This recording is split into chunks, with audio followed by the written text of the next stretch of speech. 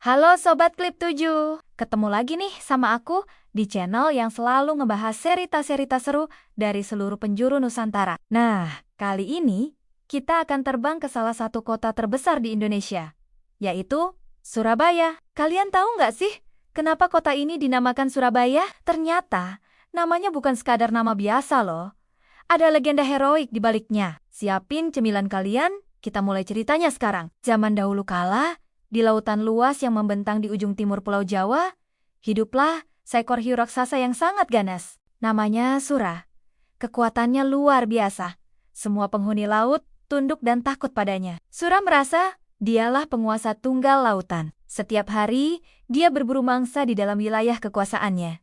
Tapi lama-kelamaan, Sura merasa bosan. Ikan-ikan di laut rasanya gitu-gitu aja. Perutnya yang besar selalu merasa lapar dan ingin mencari tantangan baru. Suatu hari, dengan rasa penasaran yang membuncah, Sura berenang menepi ke arah muara sungai. Dia melihat banyak sekali hewan darat yang sedang minum di tepi sungai. Wah, mangsa baru nih, pikirnya. Tanpa pikir panjang, Sura langsung menyambar seekor anak kijang yang lengah. Hahaha, ternyata mangsa di darat lebih lezat, gumamnya senang. Keesokan harinya, Sura kembali lagi ke muara sungai untuk berburu. Hari berikutnya pun begitu. Dia jadi ketagihan berburu di darat. Tapi, perbuatannya ini ternyata mengusik penguasa daratan di sekitar sungai itu. Dia adalah Baya, seekor buaya raksasa yang juga tak kalah kuat dan buasnya. Baya merasa wilayah kekuasaannya telah dilanggar. Mangsanya semakin hari semakin sedikit karena ulah Sura. "Hei Sura! Beraninya kau masuk ke wilayahku dan mencuri mangsaku!" teriak Baya dengan marah saat melihat Sura sedang bersantai di tepi sungai setelah memangsa seekor babi hutan. Sura yang sedang kenyang merasa terusik. Dia menoleh dengan tatapan meremehkan. "Loh, memangnya kenapa? Aku lapar dan aku berhak mencari makan di mana saja aku mau. Lagi pula, air kan juga wilayahku. Sungai ini kan ada airnya. Berarti ini juga daerah kekuasaanku," jawab Sura tak mau kalah. Baya semakin geram. "Enak saja kamu bicara. Sungai ini bermuara di laut, tapi wilayah utamanya adalah daratan.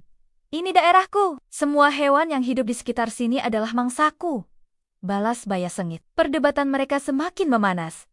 Keduanya soma-soma keras kepala dan merasa paling benar. Sura si penguasa laut tidak mau mengalah pada Baya si penguasa daratan. Karena tidak ada yang mau mengalah, satu-satunya jalan keluar adalah pertarungan. "Baiklah, kalau begitu, kita buktikan saja siapa yang paling kuat di antara kita. Siapa yang menang, dialah yang berhak berkuasa di sini," tantang Sura.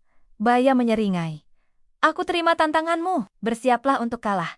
Hiu bodoh." Maka, dimulailah pertarungan paling dahsyat yang pernah terjadi. Sura dengan gesitnya menyerang menggunakan siripnya yang tajam dan giginya yang runcing. Baya tak kalah hebat.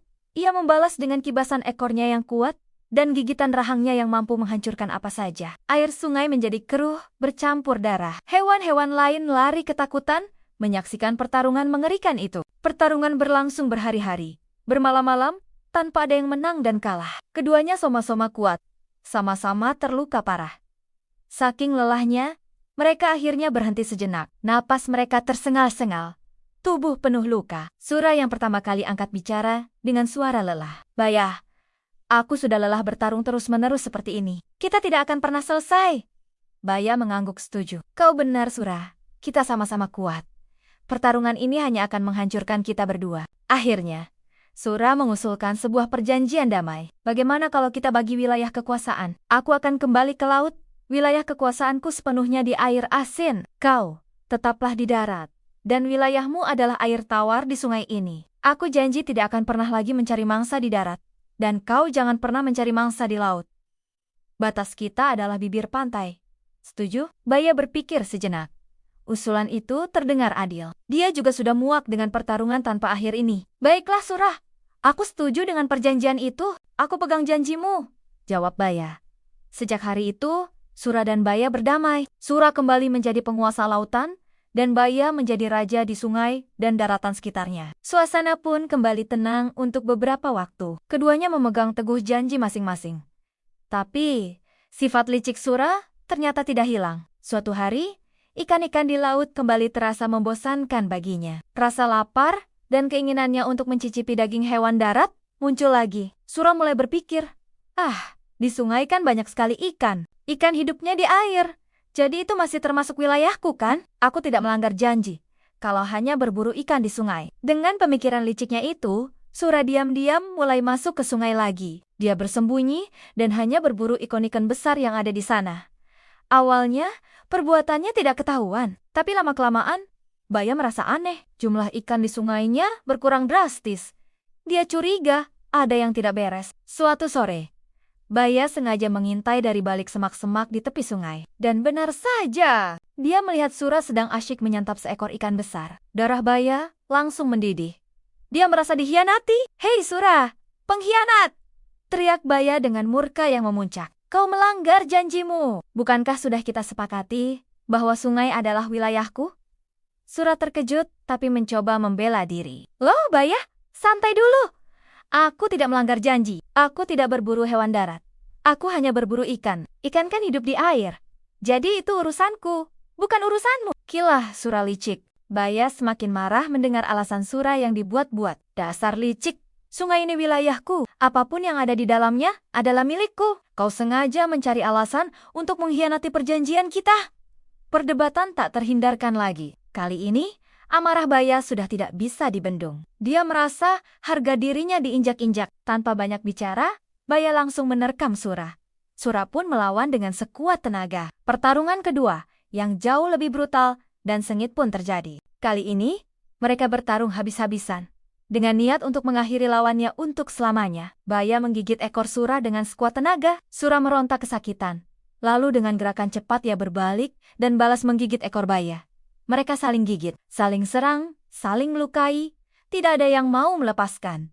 Sura terus menggigit ekor Baya hingga hampir putus. Baya yang kesakitan luar biasa mengerahkan sisa tenaganya untuk menggigit pangkal ekor Sura. Dengan satu gigitan kuat, ekor Sura pun putus. Sura menjerit kesakitan yang amat sangat. Tanpa ekor, dia kehilangan keseimbangan dan kekuatannya. Dengan tubuh yang terluka parah dan tanpa ekor, Sura akhirnya menyerah. Dia tahu dia sudah kalah. Dengan sisa-sisa kekuatannya, dia berenang kembali ke laut lepas, meninggalkan Baya yang juga terluka parah. Sejak saat itu, Sura tidak pernah berani lagi kembali ke sungai. Dia menanggung malu dan sakit akibat pengkhianatannya sendiri. Pertarungan legendaris antara Sura si ikan hiu dan Baya si buaya ini menjadi buah bibir masyarakat sekitar. Tempat pertarungan mereka yang dahsyat itu kemudian dinamakan Surabaya, yang berasal dari kata Sura dan Baya. Nama ini menjadi pengingat abadi akan kisah keberanian, pengkhianatan, dan pertempuran sengit untuk mempertahankan wilayah. Patung Sura dan Baya yang saling berhadapan bahkan menjadi ikon dan lambang dari kota Surabaya hingga hari ini. Nah, Sobat Klip 7, seru banget kan ceritanya? Legenda ini mengajarkan kita tentang pentingnya menepati janji dan menghormati batas wilayah orang lain. Setiap nama ternyata punya cerita yang luar biasa di baliknya.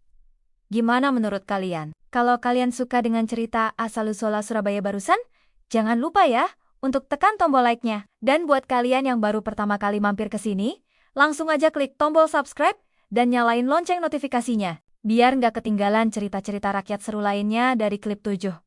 Terima kasih sudah nonton sampai akhir. Sampai jumpa di video selanjutnya. Dadah!